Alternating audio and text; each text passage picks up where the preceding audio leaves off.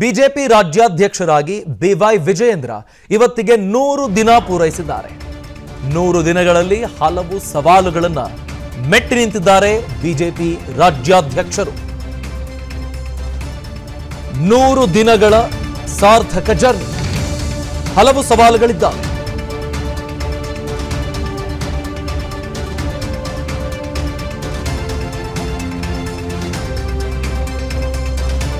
ಹಿರಿಯ ನಾಯಕರನ್ನು ಪರಿಗಣಿಸಿ ಪಕ್ಷ ಸಂಘಟನೆಗೆ ಮುಂದಾಗ್ತಿದ್ದಾರೆ ವಿಜಯೇಂದ್ರ ಅವರು. ನವೆಂಬರ್ ತಿಂಗಳಲ್ಲಾದ ನೇಮಕಾತಿ ಕಳೆದ 100 ದಿನಗಳಲ್ಲಿ 10,000 ಕಿಲೋಮೀಟರ್ ಸಂಚಾರವನ್ನು ನಡೆಸಿದ್ದಾರೆ. ಸೊ ಹೀಗೆ ಪಕ್ಷವನ್ನು ಕಟ್ಟುವುದಕ್ಕೆ ಟೊಂಕ ಕಟ್ಟಿ ನಿಂತಿದ್ದಾರೆ.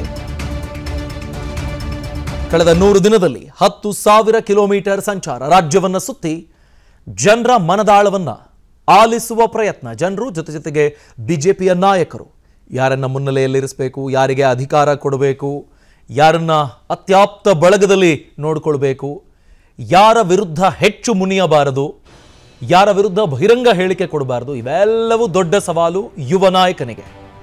ಆ ಸವಾಲುಗಳನ್ನು ಮೆಟ್ಟಿ ನಿಲ್ಲೋದಕ್ಕೆ ಬೇಕಾದ ಎಲ್ಲ ತಯಾರಿ ತಮ್ಮ ತಂದೆಯವರಿಂದ ಬಳುವಳಿಯಾಗಿ ಪಡ್ಕೊಂಡಿದ್ದಾರೆ ಬಿವೈ ವಿಜಯೇಂದ್ರ ಅವರು. ಪ್ರಯತ್ನಗಳನ್ನು ಜಾರಿಯಲ್ಲಿಟ್ಟಿದ್ದಾರೆ. 100 ದಿನಗಳು ಕಳೆದಿವೆ ರಾಜ್ಯಾಧ್ಯಕ್ಷರಾಗಿ ಅಧಿಕಾರ ಸ್ವೀಕರಿಸಿ. ಆರಂಭಿಕ ದಿನಗಳಂತೂ ಯತ್ನಾಳ್ ಅವರ ಹೇಳಿಕೆಗಳನ್ನು ಅನಲೈಸ್ ಮಾಡುವಲ್ಲೇ ಕಳೆದು ಹೋಯಿತು. ಆ ಬಳಿಕ ಬಹಳ ಕಾಮಾಗಿ ಹೈಕಮಾಂಡ್ ಮತ್ತು ರಾಜ್ಯದ ನಾಯಕರು ಇವರುಗಳ ಮಾರ್ಗದರ್ಶನದಲ್ಲಿ ಬ್ಯಾಲೆನ್ಸ್ ಮಾಡ್ತಾ ಇಲ್ಲಿವರೆಗೆ ಬರಲಾಗಿದೆ. ಎಲ್ಲ ಸವಾಲುಗಳನ್ನು ದಾಟಿ ಸಾಗ್ತಿದ್ದಾರೆ ಬಿವೈ ವಿಜಯೇಂದ್ರ. ಬಿವೈ ವಿಜಯೇಂದ್ರ ಅವರು ಈ ಹಿಂದೆ ಈ ಬೈ ಎಲೆಕ್ಷನ್ಗಳು ನಡೆದ ಸಂದರ್ಭದಲ್ಲಿ ರಿಸಲ್ಟ್ ಪಾರ್ಟಿಯ ಪರವಾಗಿ ಆಗಬೇಕು ಅನ್ನೋ ಐತಿಹಾಸಿಕ ಗೆಲುವುಗಳನ್ನು ಅವರು ಪಡ್ಕೊಂಡು ಬರೋದಕ್ಕೆ ಸಾಧ್ಯ ಆಯಿತು. ಮಂಡ್ಯ ಆಗಿರಬಹುದು, ಸಿರಾ ಬೈ ಎಲೆಕ್ಷನ್ ಆಗಿರಬಹುದು, ಅಂಥದ್ರಲ್ಲಿ ಅವರು ಫಿಟ್ ಅಂತ ಗುರುತಿಸಿಕೊಂಡ್ರು. ಅಧಿಕಾರ ಸಿಕ್ಕ ಬಳಿಕ ಸಂಘಟನೆಗೆ ಚುರುಕನ್ನು ಕೊಟ್ಟರು. ಜಗದೀಶ್ ಶೆಟ್ಟರ್ ಅವರನ್ನ ಕಂಬ್ಯಾಕ್ ಮಾಡುವಂತೆ ನೋಡಿಕೊಳ್ಳುವ ಪ್ರಯತ್ನ ಇವರದ್ದಾಗಿತ್ತು. ಸಕ್ಸಸ್ ಕಂಡ್ರು. ಬಂಡಾಯ ನಾಯಕರನ್ನ ಭೇಟಿ ಮಾಡಿ ಸಮಾಧಾನ ಮಾಡುವ ಕೆಲಸವೂ ಆಯಿತು ವಿಜಯೇಂದ್ರ ಅವರಿಂದ. ಅಭ್ಯರ್ಥಿ ಆಯ್ಕೆಯಲ್ಲೂ ವರಿಷ್ಠರ ನಿರ್ಧಾರ ಅಂತಿಮ ಅಂತ ಸಂದೇಶವನ್ನು ಸಾರಿದರು. ಯಾವುದೇ ರೀತಿಯಲ್ಲೂ ನಾನೇ ಎಲ್ಲ ಅನ್ನೋದೆಲ್ಲ ಏನಿಲ್ಲ. ಹೈಕಮಾಂಡ್ ಹೇಳುತ್ತೆ ನಾನು ಅದನ್ನು ಸಾಧಿಸ್ತೀನಿ. 28ಕ್ಕೆ 28 ಕ್ಷೇತ್ರ ಗೆಲ್ಲೋದು ನಮ್ಮ ಪ್ಲಾನ್. ಮೈತ್ರಿ ಖಚಿತ ಆದ ಬಳಿಕ ಮಾಜಿ ಸಿಎಂ HDK ಅವರನ್ನ ಭೇಟಿ ಮಾಡಿ ವಿಶ್ವಾಸಕ್ಕೆ ಪಡ್ಕೊಳ್ಳುವ ಕೆಲಸ ಮಾಡಿದ್ರು. ಪರಿಷತ್ ಚುನಾವಣೆಯಲ್ಲಿ ಮೈತ್ರಿ ಅಭ್ಯರ್ಥಿಯನ್ನು ಗೆಲ್ಲಿಸೋದಕ್ಕೆ ರಣತಂತ್ರ ಹೆಣೆದ್ರು. ಹೀಗೆ ಎಲ್ಲ ಪ್ರಯತ್ನಗಳನ್ನು ಮಾಡ್ತಾ ಬರ್ತಿದ್ದಾರೆ. ಪ್ರಧಾನಿ ಮೋದಿ, ಅಮಿತ್ ಶಾ, ನಡ್ಡಾ ಅವರಿಗೆ ಬಿವೈ ವಿಜಯೇಂದ್ರ ಮೇಲೆ ನಂಬಿಕೆ ಇದೆ. ಜೊತೆಗೆ ಕರ್ನಾಟಕದಲ್ಲಿನ ಕಾಸ್ಟ್ ಈಕ್ವೇಷನ್ ಯಾವುದೇ ಸಮಸ್ಯೆ ಆಗೋ ಹಾಗಿಲ್ಲ. ಆ ಬ್ಯಾಲೆನ್ಸ್ ತಪ್ಪಿದ್ರೆ ಸಮಸ್ಯೆ ಆಗ್ಬಿಡುತ್ತೆ.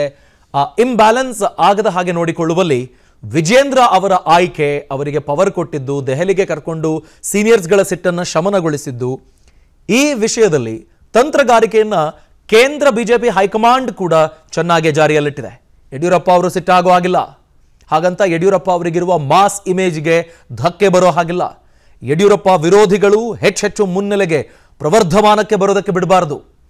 ವಿಜಯೇಂದ್ರ ಅವರನ್ನು ಟಾರ್ಗೆಟ್ ಮಾಡೋದಕ್ಕೆ ಬಿಡಬಾರದು. ಈ ಎಲ್ಲ ಸವಾಲುಗಳನ್ನು ಮೆಟ್ಟಿ ನಿಲ್ಲುವಲ್ಲಿ ಬ್ಯಾಲೆನ್ಸ್ ಮಾಡ್ತಿದೆ ಕೇಂದ್ರ ಹೈಕಮಾಂಡ್. ಈ ಬಗ್ಗೆ ಡೀಟೇಲ್ಸ್ ಪಡ್ಕೊಳ್ಳೋಣ. ನಮ್ಮ ಪ್ರತಿನಿಧಿ ಚಂದ್ರಶೇಖರ್ ಲೈವ್ ಜಾಯಿನ್ ಆಗ್ತಿದ್ದಾರೆ.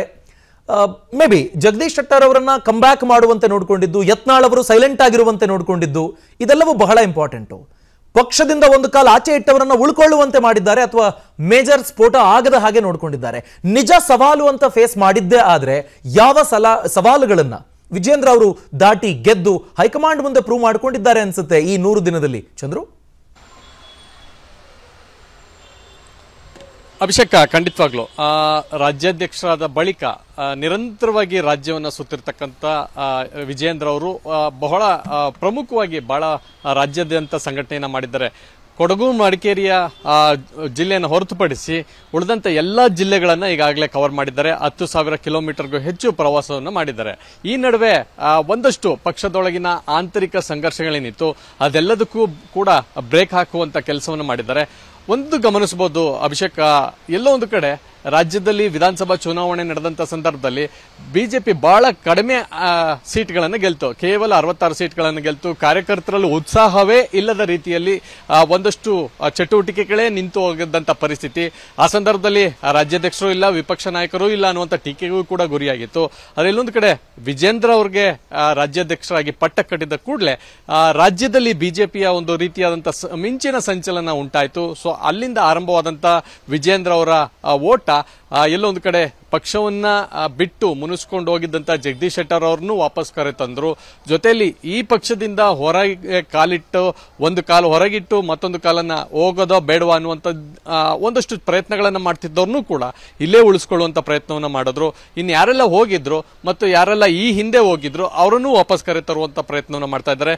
ಇರುವಂತದ್ದು ಈಗ ಅವ್ರ ಮುಂದೆ ಲೋಕಸಭಾ ಚುನಾವಣೆ. ಸೊ ಲೋಕಸಭಾ ಚುನಾವಣೆಯನ್ನು ಗೆಲ್ಲಬೇಕು ಅನ್ನುವಂಥ ಮಾನದಂಡವನ್ನು ಇಟ್ಕೊಂಡು ಈಗ ಬಹಳ ದೊಡ್ಡ ಮಟ್ಟದ ಪ್ರಯತ್ನವನ್ನ ಮಾಡ್ತಾ ಇದ್ದಾರೆ. ಸೊ ಹೀಗಾಗಿ ಈ ವಿಜೇಂದ್ರ ಅವರ ರಾಜ್ಯಾಧ್ಯಕ್ಷರಾದ ಬಳಿಕ ಇಡೀ ರಾಜ್ಯದ ಬಿಜೆಪಿ ಏನಿದೆ ಒಂದು ರೀತಿ ಬೂಸ್ಟಪ್ ಆಗಿದೆ.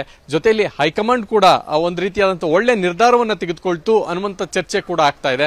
ಸೊ ಈ ನಡುವೆ ಒಂದಷ್ಟು ಆಂತರಿಕ ಸಂಘರ್ಷಗಳೇನಿತ್ತು. ಯತ್ನಾಳ್ ಅವರು ಒಂದು ರೀತಿಯಾದಂತಹ ಹೇಳಿಕೆಯನ್ನು ಕೊಡ್ತಾ ಇದ್ರು, ಸೋಮಣ್ಣ ಅವರು ಪಕ್ಷವನ್ನ ಬಿಟ್ಟೋಗುವಂತ ಚಿಂತನೆಯಲ್ಲಿದ್ರು, ಎಸ್ ಟಿ ಸೋಮಶೇಖರ್ ಆಗಿರ್ಬೋದು, ಹೆಬ್ಬಾರ್ ಆಗಿರ್ಬೋದು, ಎಲ್ಲೊಂದು ಕಡೆ ಪಕ್ಷವನ್ನ ಬಿಟ್ಟೋಗ್ತೀನಿ ಅಥವಾ ಕಾಂಗ್ರೆಸ್ ಜೊತೆಗೆ ಸಖ್ಯವನ್ನ ಬಳಸಿಕೊಂಡು ಪಕ್ಷದೊಳಗೆ ಆಂತರಿಕ ಕಲಹವನ್ನು ಉಂಟು ಮಾಡುವಂತ ಕೆಲಸವನ್ನು ಮಾಡ್ತಾ ಇದ್ರು. ಇವರೆಲ್ಲರಿಗೂ ಕೂಡ ಒಂದು ರೀತಿ ವಾರ್ನಿಂಗ್ ಅಥವಾ ಒಂದು ಹಿರಿಯರ ಜೊತೆಯಲ್ಲಿ ಸಮಾಲೋಚನೆ, ಬೇರೆ ಯಾರೆಲ್ಲ ಪಕ್ಷ ಬಿಟ್ಟು ಹೋಗ್ತೀನಿ ಅಂದ್ರು ಅವರಿಗೆ ವಾರ್ನಿಂಗ್ ಕೊಡೋ ಮೂಲಕ ನೀವು ಹೋದ್ರೆ ಸೋಲಿಸ್ತೀವಿ ಅಥವಾ ನಿಮ್ಗೆ ಮುಂದೆ ಸೋಲು ಕಟ್ಟಿಟ್ಟ ಬುತ್ತಿ ಅನ್ನುವಂತ ಹೇಳಿಕೆಯನ್ನು ಕೊಡೋ ಮೂಲಕ ಇಲ್ಲೊಂದು ಕಡೆ ವಿಜೇಂದ್ರ ಅವರು ಬಹಳ ಉನ್ನತ ಮಟ್ಟದ ಪಕ್ಷ ಸಂಘಟನೆ ಮುಂದಾಗಿರ್ತಕ್ಕಂಥದ್ದು. Abhishek, thank you Chandrashekhar.